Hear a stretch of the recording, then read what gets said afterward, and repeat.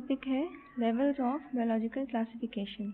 Last lecture में हमने देखे थे कि कौन कौन से लेवल्स होते हैं जिनको हम पढ़ सकते हैं और उन लेवल्स के अंदर हम क्या क्या चीज़ें स्टडी करते हैं। आज इन लेवल्स को हम डिटेल में देखेंगे। सबसे पहले हम लेवल्स के नाम देख लेते हैं कि वो कौन कौन से लेवल थे। सबसे पहला था एटॉमिक लेवल। एटॉमिक लेवल के बाद हमने पढ़ा molecular level.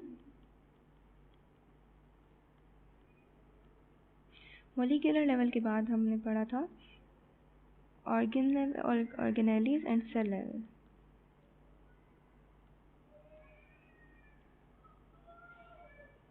Organelles and cell level के बाद हमने पढ़ा था tissue level.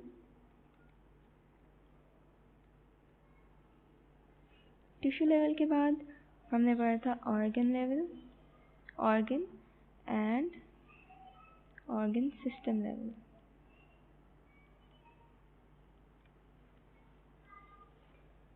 Organ system level के बाद हमने देखा था इंडिविजुअल लेवल और इंडिविजुअल लेवल के बाद हमने देखा था पॉपुलेशन और कम्युनिटी लेवल। पॉपुलेशन और इसके बाद कम्युनिटी लेवल।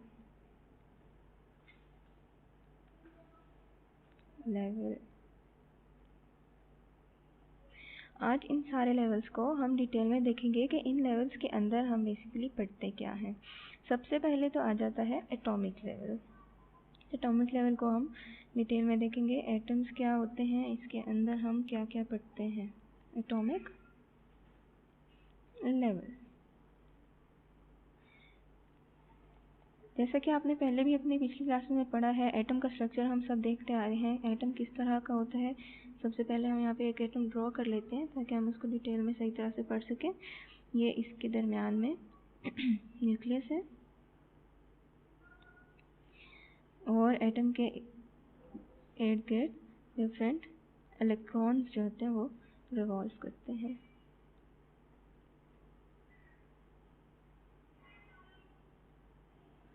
इस तरह से ये हमने एक एटम बना लिया। ये इसका फर्स्ट शेल,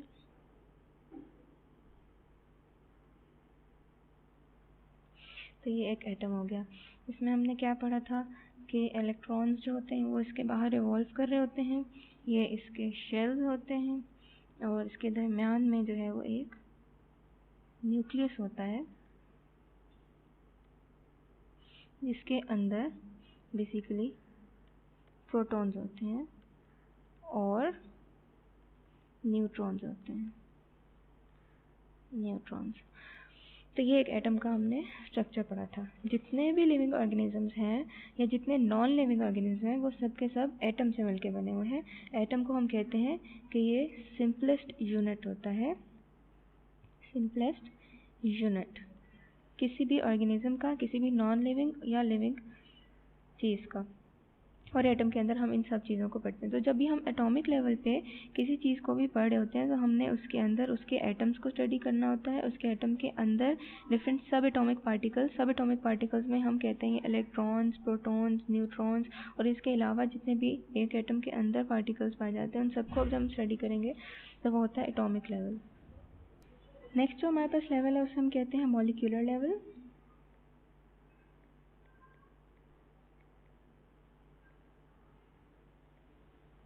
मॉलिक्यूलर लेवल हमने अपनी पिछली क्लास में पढ़ा था कि एलिमेंट्स जितने भी हमारे पीरियोडिक टेबल के अंदर पाए जाते हैं वो कभी भी आइसोलेटेड नहीं होते। वो आइसोलेटेड यानी एक अकेले कभी भी पाए नहीं जाते, सिवाय कुछ नोबल गैसेस के। जितने भी एलिमेंट्स होते हैं वो कंबाइंड फॉर्म में होते हैं, आइसोलेटेड नहीं होते। तो कंबाइंड फॉर्म में पाए जाने का मतलब यह है कि उन्होंने बॉन्ड्स बनाई हुई होती हैं। डिफरेंट तरह की बॉन्ड्स पाई जाती हैं एलिमेंट्स के अंदर। या तो वो आयनिक बॉन्ड से कंबाइन होते हैं या फिर कोवलेंट बॉन्ड से। Covalent bond. तो जितने भी एलिमेंट्स होते हैं वो आपस में इकट्ठे होते हैं किसी न किसी बॉन्ड की मदद से, और वो बॉन्ड जो है या तो वो आयनिक बॉन्ड हो सकती है या फिर वो कोवलेंट बॉन्ड हो सकती है। यही जो बॉन्ड होती हैं वो इन एलिमेंट्स को स्टेबल बनाती हैं। इन बॉन्ड की वजह से वो एलिमेंट्स एग्जिस्ट कर सकते हैं स्टेबल नेचर के अंदर। डिफरेंट जो मॉलिक्यूल्स हमारे बॉडी के अंदर पाए जाते हैं वो डिफरेंट एलिमेंट से पाए जाते हैं। लास्ट लेक्चर हमने कुछ एलिमेंट्स को स्टडी किया था कि वो कौन कौन से एलिमेंट्स हमारे बॉडी के अंदर होते हैं। उन तमाम एलिमेंट्स को हम बायो एलिमेंट्स कहते हैं, ऐसे एलिमेंट्स जो हमारे बॉडी के अंदर होते हैं। हमने देखा था कि टोटल 16 ऐसे एलिमेंट्स हैं पूरे पीरियोडिक टेबल में से जो हमारे बॉडी के अंदर होते हैं, और उन 16 में से जो मेजर एलिमेंट्स हैं जो सबसे ज़्यादा होते हैं परसेंटेज वाइज, उसमें हाइड्रोजन है, कार्बन आ जाता है, उसके अलावा ऑक्सीजन है जो सबसे ज़्यादा परसेंटेज है, उसके बाद नाइट्रोजन होता है हमारे बॉडी के अंदर बहुत ज़्यादा, फॉस्फोरस है और सल्फ़र है। इसके अलावा मज़ीद जो है वो हमने देखे थे और एलिमेंट्स। ये कुछ मेजर एलिमेंट्स हैं जो हमारे बॉडी के अंदर पाए जाते हैं। ये डिफरेंट जो एलिमेंट्स हैं ये इनके अंदर डिफरेंट तरह की बॉन्ड्स होती हैं, जैसे हमने पढ़ा आयनिक बॉन्ड्स हैं, कोवलेंट बॉन्ड्स हैं। इन तरह की बॉन्डिंग के थ्रू ये इनके डिफरेंट मॉलिक्यूल्स बन जाते हैं। उन मॉलिक्यूल्स को जब हम स्टडी करते हैं तो हम कहते हैं कि मॉलिक्यूलर लेवल को स्टडी करें हैं। मॉलिक्यूल्स बेसिकली अगर हम दो तरह से हम इसको डिवाइड करते हैं। अगर हम बाय वेट डिवाइड करें मॉलिक्यूल्स को, बाय वेट, तो अगर हम इस तरह से डिवाइड करें तो मॉलिक्यूल्स की दो टाइप्स होते हैं। मॉलिक्यूल्स इसकी दो टाइप्स होती हैं। एक हम कहते हैं माइक्रो मॉलिक्यूल्स और एक को हम कहते हैं मैक्रो मॉलिक्यूल्स। माइक्रो मॉलिक्यूल्स जैसे कि नाम से पता चल रहा है ये छोटे मॉलिक्यूल्स होते हैं, यानी ऐसे मॉलिक्यूल्स जिनका मॉलिक्यूलर वेट बहुत कम होता है, जैसे फॉर एग्जांपल कार्बन डाइऑक्साइड या वाटर। अब ये ऐसे मॉलिक्यूल्स हैं जो बहुत साइज़ में छोटे हैं, जिसमें सिर्फ एक कार्बन का आइटम है, उसके अंदर 2 ऑक्सीजन आइटम है और ये एक पूरा मॉलिक्यूल बन गया। इसी तरह वाटर मॉलिक्यूल के अंदर 2 हाइड्रोजन आइटम है और 1 ऑक्सीजन आइटम और ये एक पूरा मॉलिक्यूल बन गया। लेकिन इसकी कंट्रास्ट में अगर हम लोग मैक्रो मॉलिक्यूल्स को देखें, मैक्रो मॉलिक्यूल जो हैं वो बड़े मॉलिक्यूल्स, यानी ऐसे मॉलिक्यूल जिनका मॉलिक्यूलर वेट ज़्यादा होता है। फॉर एग्जांपल हम स्टार्च को देखते हैं या फिर प्रोटीन्स को अगर हम देखें तो ये मैक्रो मॉलिक्यूल्स हैं।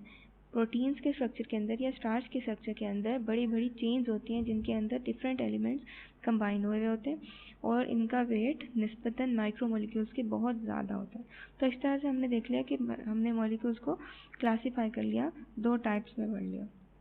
इसके अलावा जितने भी हमारे पास मॉलिक्यूल्स नेचर में एग्जिस्ट करते हैं हम उसकी दो टाइप्स बना लेते हैं। मॉलिक्यूल्स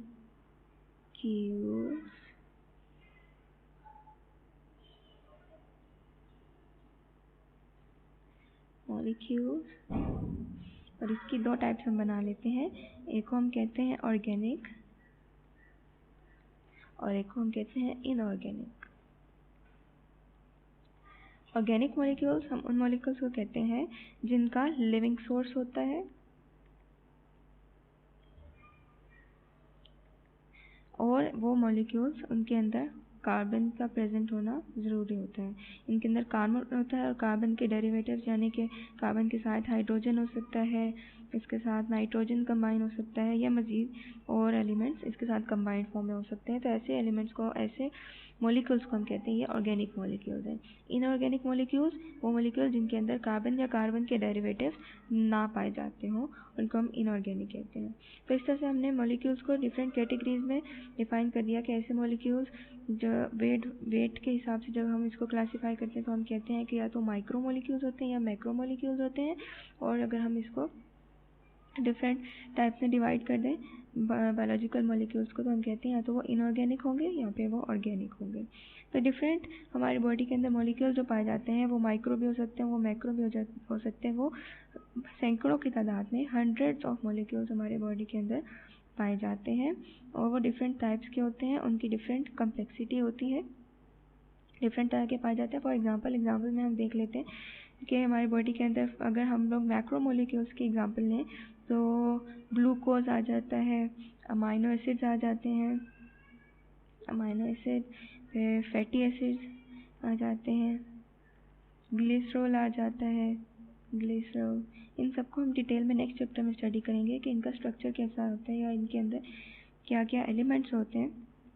न्यूक्लियोटाइड्स हैं, न्यूक्लियोटाइड्स के अंदर हमारे पास ATP आ जाता है या ADP आ जाता है या AMP आ जाता है। तो ये डिफरेंट तरह के nucleotides. ATP stands for adenosine triphosphate, adenosine triphosphate. इसी तरह ADP से एडिनोसिन डाइफॉस्फेट और AMP से adenosine monophosphate, D for di and M for mono, तो एडिनोसिन मोनोफॉस्फेट। इनके स्ट्रक्चर को हम डिटेल में स्टडी करेंगे नेक्स्ट चैप्टर में। तो ये तो हमारा हो गया मॉलिक्यूलर लेवल। इसके बाद जो नेक्स्ट हमारे पास लेवल ऑफ क्लासिफिकेशन आता है उसे हम कहते हैं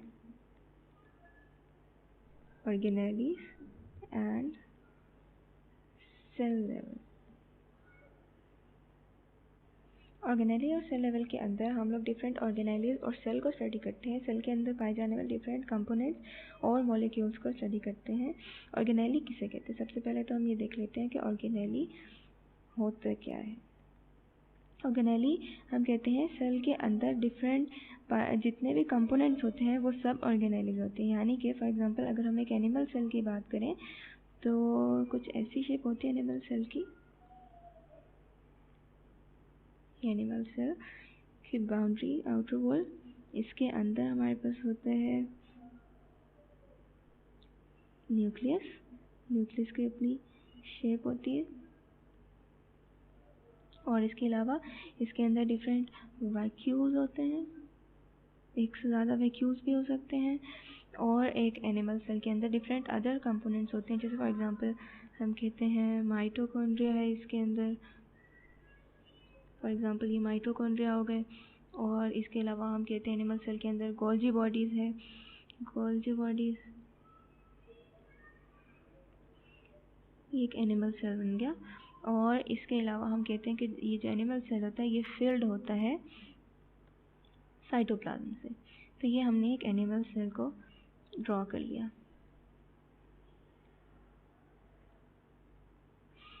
ये था हमारे पास वैक्यूल और ये हमने कहा ये माइटोकॉन्ड्रिया है और इसको हमने कहा ये गोल्जी बॉडीज़ हैं और ये हमने कह दिया कि ये न्यूक्लियस है। सबसे बाहर एक एनिमल सेल के सेल मेम्ब्रेन होती है,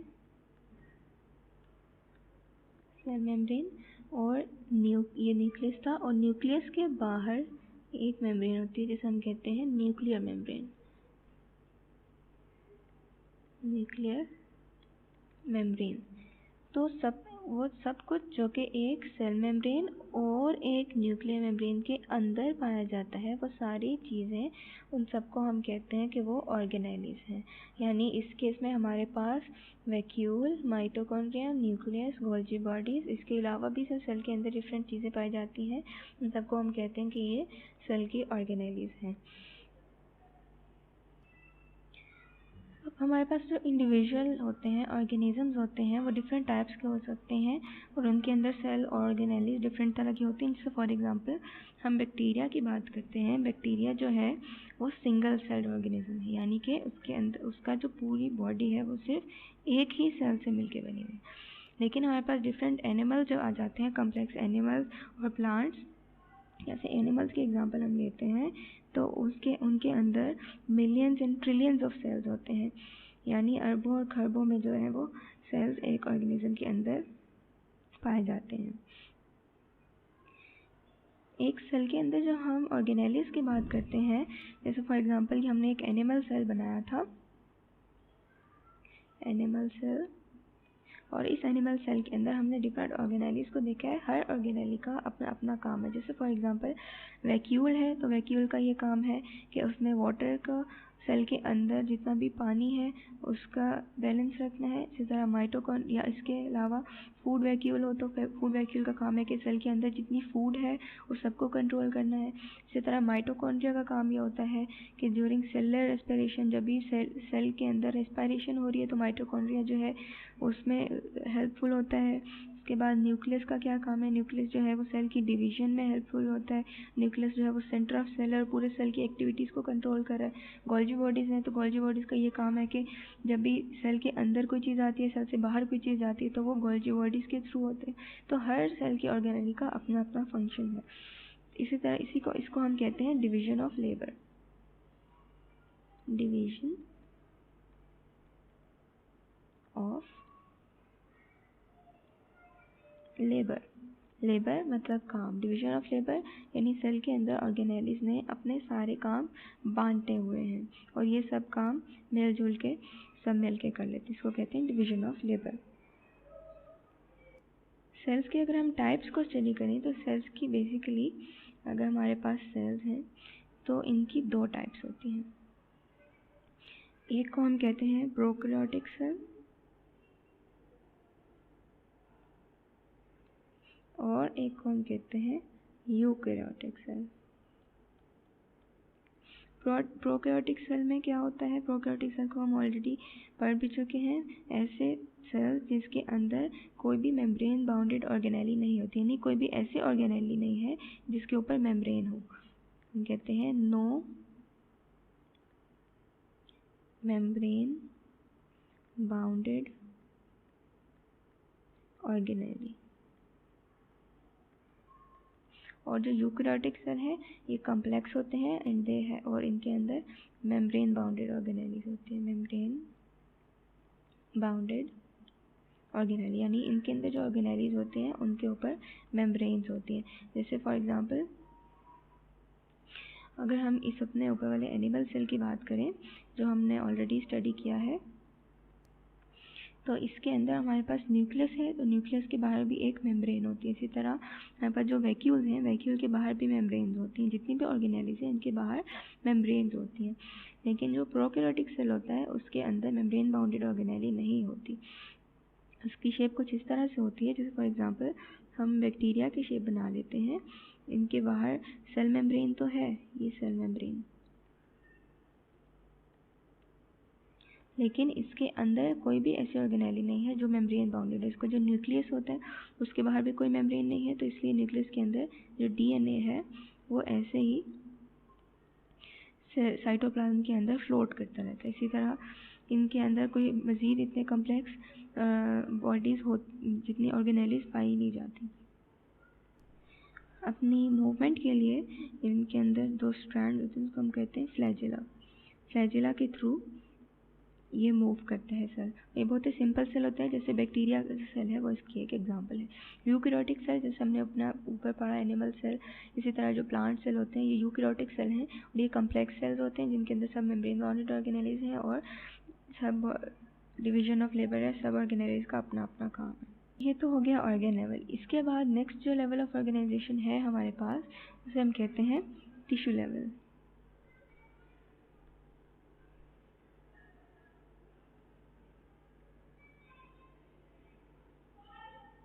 टिश्यू लेवल के ऊपर हम डिफरेंट सेल्स को कंबाइंड फॉर्म में पढ़ते हैं, यानी ऐसे तमाम सेल्स जिनका एक ही फंक्शन हो, सेम फंक्शन, या फिर वो सिमिलर हो स्ट्रक्चर में, सिमिलर सेल्स हों, तो हम कहते हैं वो सब इकट्ठे होके एक टिश्यू बना देते हैं। और एक टिश्यू जैसे फॉर एग्जांपल हमारे पास डिफरेंट तरह के टिश्यू होते हैं। ग्लैंडुलर टिश्यू, इसके अलावा हमारे पास मस्कुलर टिश्यू,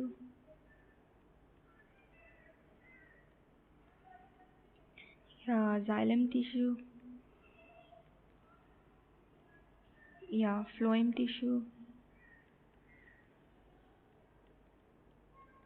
ये डिफरेंट टाइप्स ऑफ टिश्यूज़ हैं जो कि हम देखते हैं। ग्लैंडुलर टिश्यूज़ कौन से टिश्यू होते हैं? ऐसे टिश्यूज़ जिसके अंदर डिफरेंट तरह की सिक्रीशंस होती हैं। सिक्रीशन का मतलब है कि इसके अंदर से डिफरेंट केमिकल्स रिलीज़ होते हैं। जैसे फॉर एग्जांपल हमारे स्किन के अंदर ग्लैंडुलर टिश्यू पाए जाते हैं जिसके थ्रू हमें पसीना आता है, स्वेट ग्लैंड्स होते हैं जिससे हमें पसीना आता है, तो ये ग्लैंडुलर टिश्यूज़ हैं।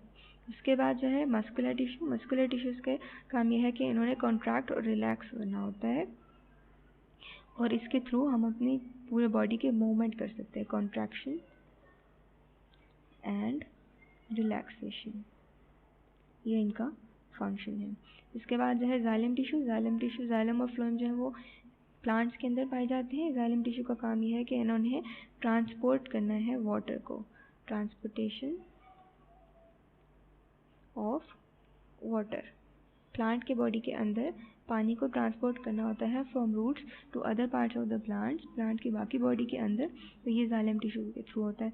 इसी तरह जो फ्लोएम टिश्यूज़ हैं, फ्लोएम टिश्यू का ये काम है कि उन्होंने फूड को ट्रांसपोर्ट करना है, ट्रांसपोर्टेशन